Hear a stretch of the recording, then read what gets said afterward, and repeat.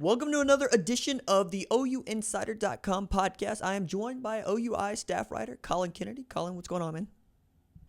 I'm doing well, RJ. I think we have some things to talk about, don't we? Yeah, dude. It's like Commitment Friday, not just for Oklahoma, but like around the country. I counted like 9, between like 2, or I guess like 11, and like 6 o'clock, is wild. And no, seriously, because like Baylor picked up like 2, Texas picked up 1, Maryland picked up 1. I forget, I'm missing somebody, but Oklahoma picked up 2. Right, starting with Mario Williams, who is a 5-star according to everybody but 247 right now, but who is fast as growing and ascending up the charts. What was your take on that? Because I felt like it's a good win, but it's real difficult to figure out whether or not he's going to be playing slot or outside.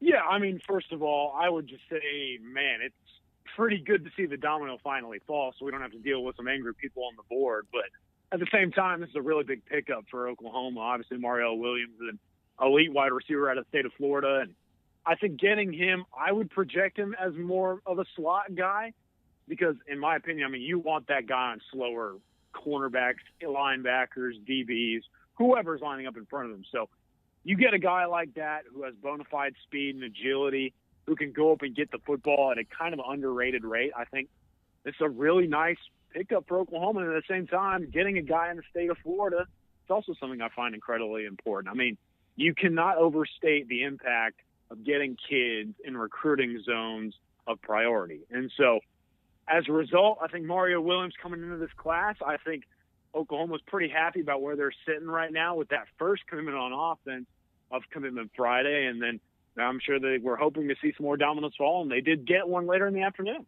Right, let's talk about Clayton Smith, 6'4", 220 pounds, out of Texarkana, Texas.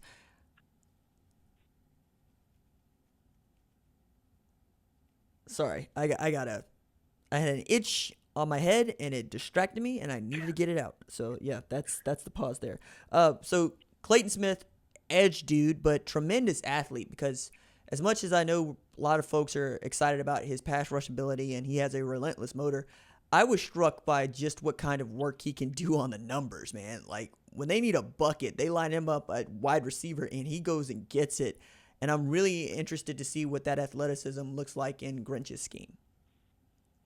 Yeah, it's fascinating because Clayton Smith's current head coach was my former head coach at Marcus High School. And Jerry Stanford is someone who, if you have the athleticism to get a job done, he's going to capitalize on it. And I think that's what really helped Clayton Smith evolve as a prospect because, again, this guy lines up wide receiver, tight end. I mean, they put him all over the place.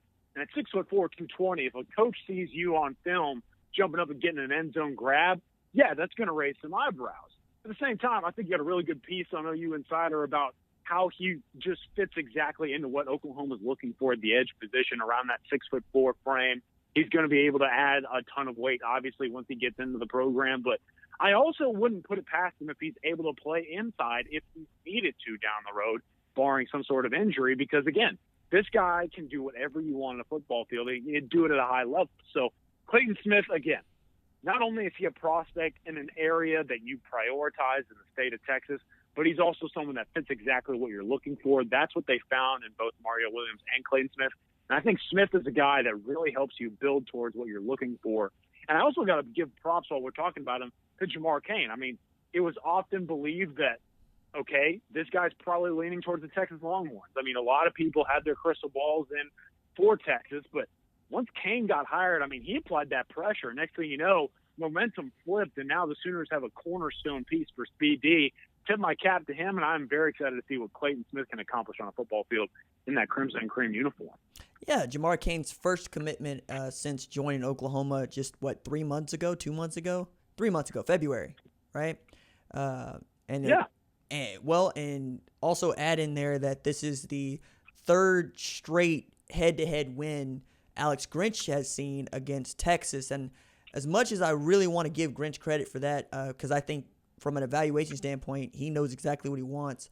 He's getting his assistants, in particular Brian Odom, Ryan Manning, and now Jamar Cain, have been fantastic at closing with many of these kids. I'm including Bryson Washington and Josh Eaton as those last two to go head-to-head. And then, if you really dig deep into it, his first commitment since joining Oklahoma was an outside linebacker, 6'4", David Ugwegbu, who was a late addition to the 2019 class and played outstandingly, particularly in the latter half of the season. I'm interested to see what else Jamar Cain does here, and I really want to see what this outside linebacker group looks like in 2020, precisely because he is here, because the thing that I know many folks are excited about is his ability as a recruiter. I want to see him as a position coach, knowing what I know about North Dakota State and how good they've been over the past 10 years.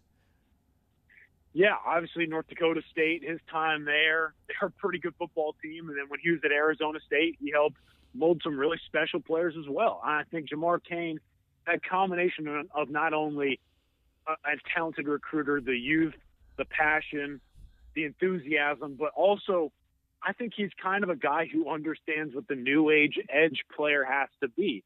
Because, again, he's a younger coach who's been around the game as it's transformed a little bit.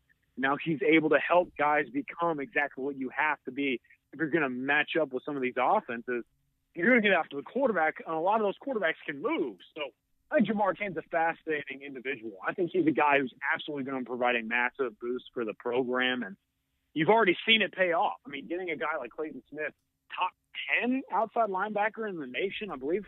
He's currently rated at number 8, and he's probably going to see a rankings boost when the top 247 is released, or the rankings update is released on Wednesday. I mean, that's a big deal. So, again, Jamar Cain's going to be a guy that really makes a name for himself at the University of Oklahoma, and I will not be surprised if he moves on to even bigger opportunities maybe down the line. But for in the now, Jamar Cain, man, he is someone that a lot of Sooner fans should be very excited about as long as he's on the coaching staff. Moving back to Mario Williams, I remember we're talking about him maybe 3-4 months ago, right? And it was clear that Dennis Simmons had identified him as a kid that he really wanted, but it only seemed like in the last 3 months that we've really seen his recruiting pick up tremendously as his ranking continued to go up. But he's a top 100 kid that ended up being a top 40 kid in the 247 Sports Composite by the time he decides to make an announcement. And one of the things I thought was really interesting is the timing of all of this, right? Because we saw a ton of commitments on May 15th, and I wondered if we were figuring into some sort of D-Day and what this might mean for guys like Christian Leary and other wide receivers that Oklahoma was recruiting.